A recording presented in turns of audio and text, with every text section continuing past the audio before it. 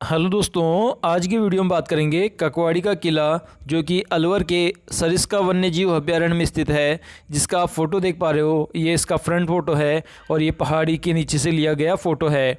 तो ये काफ़ी फेमस किला है दोस्तों, पुराने ज़माने का। और इस किले का ज़्यादातर उपयोग एक बार हुआ है, और वो भी जेल के रूप में। मतलब किसी भी राजा ने इसे अपने प्रवास के रूप में यूज नहीं किया है।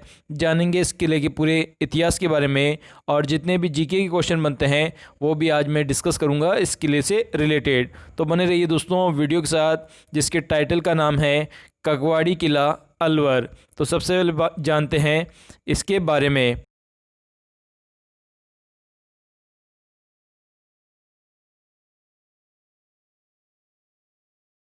तो ना हुआ है जिसे ककवाड़ी का किला कहते हैं। दूर से देखने पर ऐसा लगता है मानो अभी एक राक्षस किले की पहाड़ी के पीछे से निकलकर इसकी पहरेदारी करना शुरू कर देगा। मतलब ऊंची नीची पहाड़ी घाटियों के बीच में ये किला बना हुआ है। नेक्स्ट बात करते हैं, सरिस्का वन्य जीव अभ्यारण्य के भीतर भाग में एक छोटे जो मोती है, छिपे हुए मोती के समान है ये किला, जिसका नाम है ककवाड़ी का किला। इंसानों की माया से दूर ये जगह मानो किसी कहानी की किताब से निकली हुई प्रतीत होती है। चारों ओर पहाड़ियाँ की ऊंची दीवारें और बीच में एक मनभावन घाटी, जहाँ तक देखो हरी घास जैसे ज़मीन और पहाड़ दोनों को अपने रंग में कर डाला हो। तो इस प्रकार का है कुछ ककवाड़ी का किला। और इसकी हिस्ट्री जानते हैं। ये किला कभी पूरा भरा पूरा गांव था, पर आज ये गांव वीरान हो गया है। और इसके वीरान होने के पीछे कोई काला जादू या राक्षस नहीं है, क्योंकि सभी कहानियाँ लुभावनी नहीं होती है। अब जानते हैं इसके इतिहास के बारे में कि इस किले को किसने बनाया और किस प्रकार से इसका उपयोग हुआ।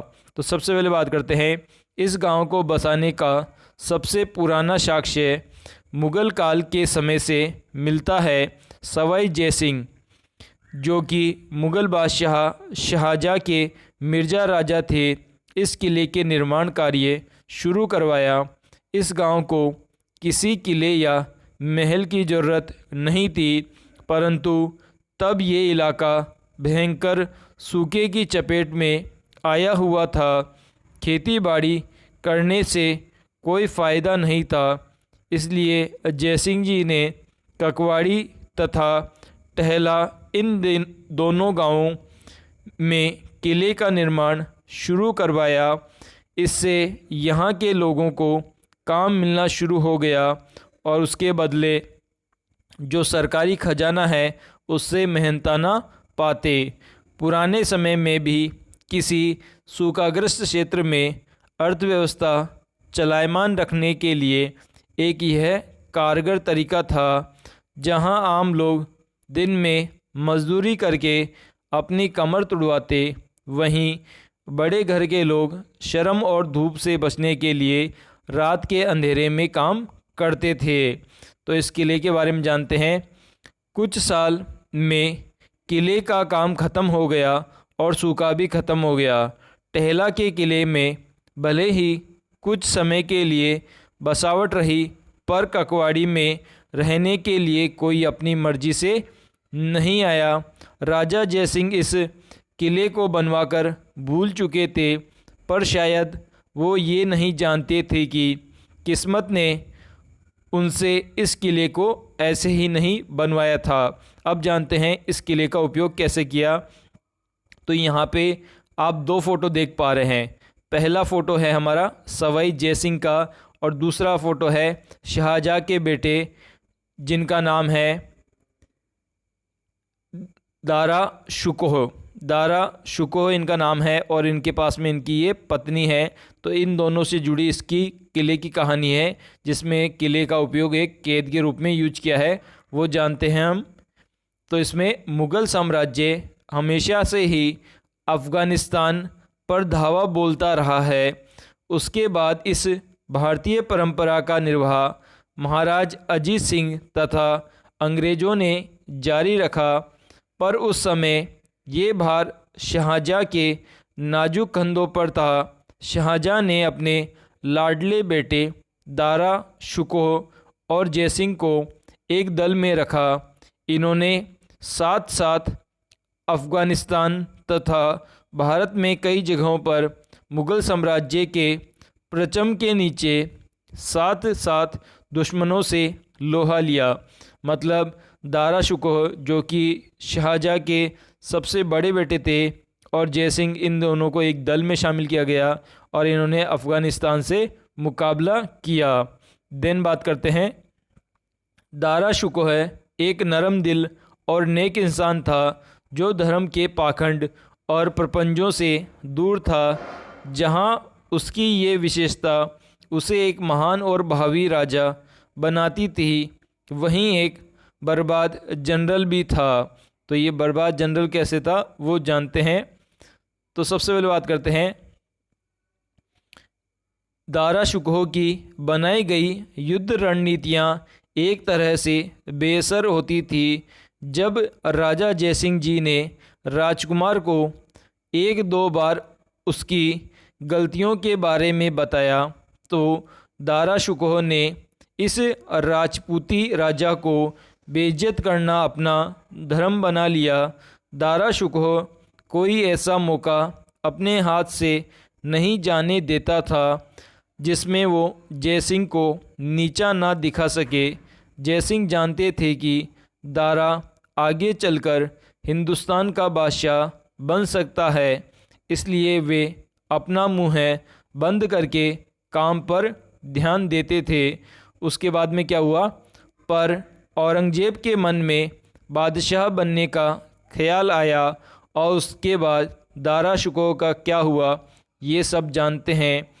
और उसके बाद में औरंगजेब ने क्या किया, दारा शिकोह को लड़ाई में चित करने के बाद औरंगजेब उसे जनता की नज़र और ख्याल से दूर करना चाहते थे। तब उसे किसी ने एक किले के बारे में बताया जिसके बारे में बहुत ही कम लोग जानते थे। औरंगजेब को ये बात जच गई और दारा शिकोह को कंकवाड़ी के किले में नज़रबंद करके रखा गया। और उसके बाद में राजा जयसिंह को अनायास ही उनका बदला मिल गया। वो सारा निरादर जिसे वो खून की घूंट पीकर बर्दाश्त करते थे आखिरकार रंग ले आया। उनका वीराने में बनवाया किला बेकार नहीं गया। दारा शिकोह के जख्म बढ़ने तक वो इस किले में रहा, जिसके बाद दिल्ली ले जाकर उसे और उसके परिवार को मौत के घाट उतार दिया गया।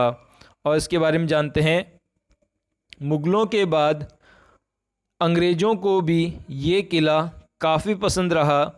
उनके कई वृत्तांतों का इसमें जिक्र है, पर स्वाधीनता मिलने के पश्चात आज़ाद हिंदुस्तान इस किले को भूल ही गया। और वर्तमान में जानते हैं इस किले में क्या है।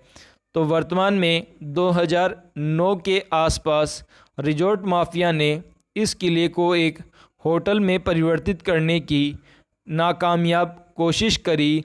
उसके इरादे को कुछ हिस्टोरिक एक्टिविस्ट ने पूरा नहीं होने दिया, पर तब तक किले की असली चित्रकारी और कई चीज़ें अनधिकृत पुनरुद्धार की भेंट चढ़ चुकी थी।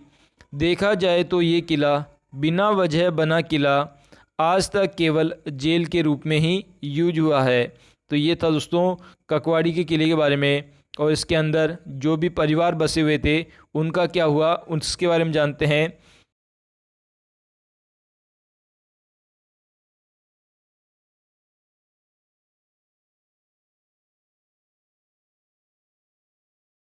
दशकों पहले यहाँ 20-21 घर होते थे जो 2013 तक 10-15 रह गए।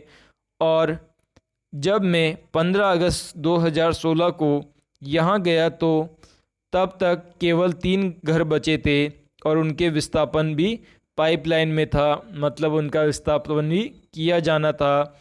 और काकवाड़ी का किला और उसका किला अभी भी उतने ही खूबसूरत और अनछुए हैं जितने पहले थे। तो दोस्तों, ये था काकवाड़ी के किले से जुड़ा स्पेशल वीडियो, जिसमें किले की इतिहास से जुड़ी सारी जानकारी मैंने आपको बताई।